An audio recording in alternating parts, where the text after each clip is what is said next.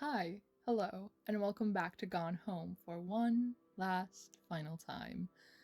Saying that makes me so very sad. It hurts right in my meow meow. However, every story has an end, and at least this was a happy sapphic one. I thought it would be nice to just look back on the game, reflect a bit before we move on, praise it endlessly, and complain about homophobia. So, yes, this is a Gone Home review. I have emotions, I have thoughts. It is extremely rare that I have both, so I might not make sense at all. Please be patient with me. By the way, the thingy that is going on in the back on screen is me just achievement hunting.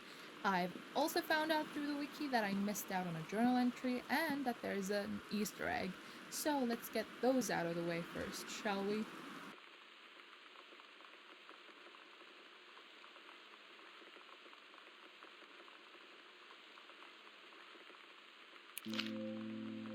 Katie, you know how mom and dad are.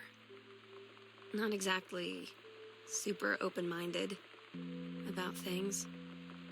It feels like every minute I don't spend with Lonnie, I spend worrying about them finding out about us. And what would happen if they did?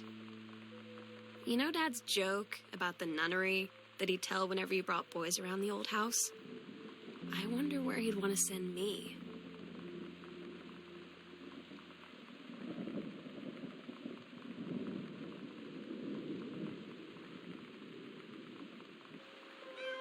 Meow, meow. Meow, meow. Meow. Meow, meow, meow, meow. Meow, meow. Meow, meow, meow. Meow, meow, meow, meow, meow, meow, meow, meow. Meow, meow, meow. Meow, meow, meow, meow, meow. Meow, meow, meow, meow, meow, meow, meow, meow. Meow, meow, meow, meow, meow. Meow, meow, meow, meow. Meow, meow, meow, meow.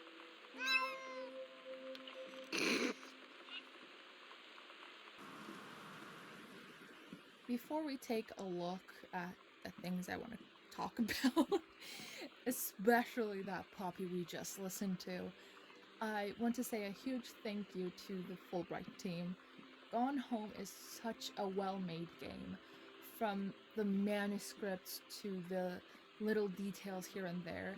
And despite being annoyingly scared throughout the whole thing, I truly love it so much. And I know, I know that I kept saying that I hated it and that I hate it there. However, it was such a good experience. It was so fun. The story was very interesting from the get-go. Like, we, as Katie, come back from Europe to the big new house that is empty. And from the iconic JFK corkboard to the haphazardly hidden book that alluded to Janice having the hots for a firefighter, every corner of this house held secrets I desperately wanted to find out more about. Most importantly, though, I want to thank them for not burying our gays. I was honestly scared after the In the Attic entry where I swear I heard a heartbeat, where Sam sounded extremely sad, and the whole maybe I'll go up to the attic and wait. Yeah. But in the end, that did not happen. Our gays high-key drove into the sunset to find a place for themselves, and I could not be happier for them even if I tried. I don't think that's humanly possible. So yes, thank you Steve, Carla, Yonman, and Kate for bringing the story to life the way you did, and for not pulling a supernatural. I cannot tell you how much I appreciate it. Moving on from that pile of sap, a reviewer on Steam said, quote, "Not a single enemy in the game, basically a lesbian scavenger hunt," end quote. And though this person did not think this was a good thing, I obviously do not agree. Firstly, what do you mean there's not a single enemy here? And secondly, I don't know why someone wouldn't enjoy such a hunt. It's literally the best kind. Homophobia is such a central theme in this that the not a single enemy line kinda boggles my mind, kinda makes me angry. From the way Sam says, "Stick with the group, Katie. Stick with the group," at the end of one of the entries, to the whole "it's a phase" thing. Homophobia is such an integral part of the story that it's kind of tactless to pretend as if it isn't. And I want to say very quickly that I do not give two fucks about the times being different but oh, it wasn't as normalized back then, people weren't aware. No, just no. There's no excuse for homophobia, and there's certainly no excuse for not believing your daughter when she says that she's a lesbian.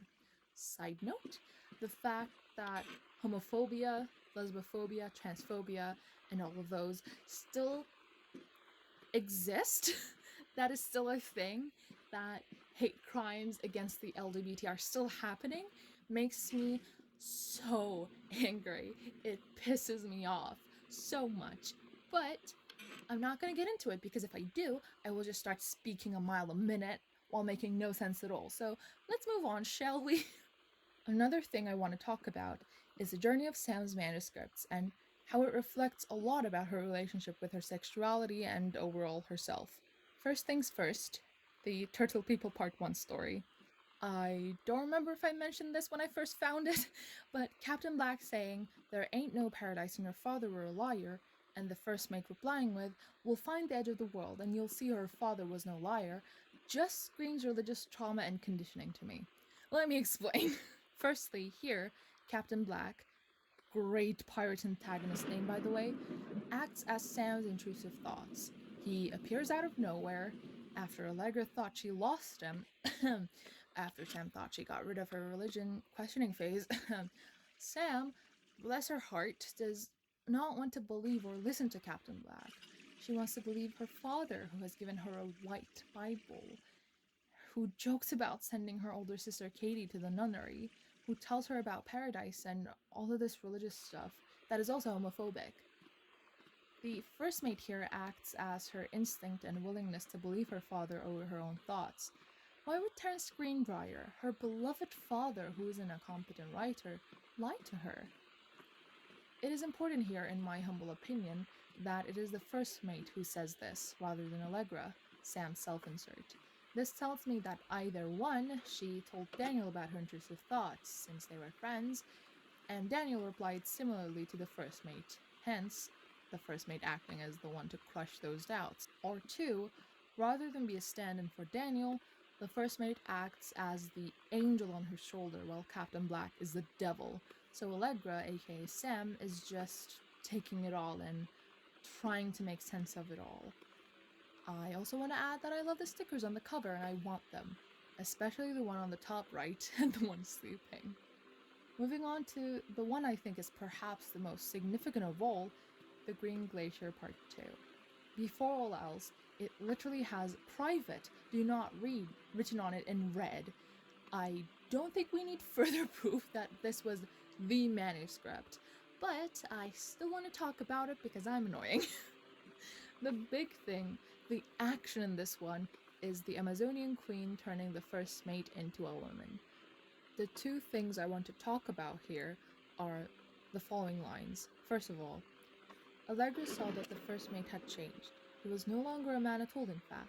What looked back at her were the eyes, the face, the hair, and hands and body of a woman, still in the first mate's clothes, still the first mate. She spoke in a soft, clear voice. And two, Allegra glared into the queen's eyes and said, "That's the love of my life, and you can't have her." Oh boy, could I go on a whole tirade about this manuscript, but for brevity's sake, I will only touch on these two.